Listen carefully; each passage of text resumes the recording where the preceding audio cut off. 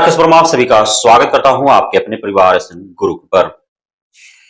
बिहार के युवाओं की जो सबसे बड़ी समस्या है, जिसका बीपीएससी टीआरई के अभ्यर्थियों के द्वारा लगातार पिछले 1.5 वर्षों से उठाया जा रहा है, उसमें इन अभ्यर्थियों को बारंबार इस मुद्दे को गंभीरता से उठाने का एक बहुत ही सफल परिणाम मिला है। अब यह जो मुद्दा है, खास करके बीपीएससी टीआरई अभ्यर्थियों का, यह मुद्दा एक राजनीतिक मुद्दा का रूप ले चुका है और इस मुद्दे को राजनीतिक तरजीह भी दी जा रही है। यह मुद्दा है डोमिसाइल नीति का। डोमिसाइल नीति हटा करके और हजारों बिहारियों का जो सपना था, वर्षों से जो वे एक लालसा पाल रखे थे शिक्षक बनने का, उन सपनों को चकनाचूर कर दिया गया और टीआरई 1, 2, 3 के माध्यम से यूपी, झारखंड, बंगाल एवं अन्य भारत के दूसरे राज्यों के अभ्यर्थियों को ला करके भर दिया गया और बिहार के शिक्षक अभ्यर्थी जो वर्षों से ठंडा, गर्मी, बरसात में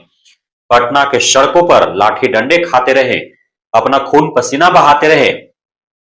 काफी संघर्ष के बाद उन्होंने भर्तियां सरकार से लड़ करके लाया भी, तो लड़ने वाले को कुछ न मिला और जो उस लड़ाई को सोशल मीडिया पर, टीवी पर घर बैठे कंबल ओढ़ देख रहे थे, उन लोगों को घी पीने के लिए जो है वो डोमिसाइल नीति हटा करके दे दिया गया। अब उस समय से डोमिसाइल नीति को लेकर के मुद्दा गरमाए रहा, लेकिन यह मुद्दा को तरजीह नहीं दिया जा रहा था। यह मुद्दा राजनीतिक मुद्दा नहीं बन पा रहा था। इस मुद्दे पर कोई भी बड़े नेता या कोई बड़े पार्टी संगठन बोलने के लिए तैयार नहीं था। अब चुनाव नजदीक है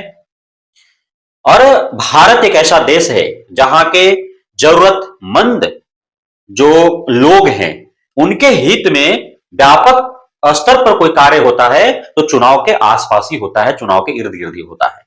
और युवा चौपाल में बिहार के नेता प्रतिपक्ष माननीय तेजस्वी यादव के द्वारा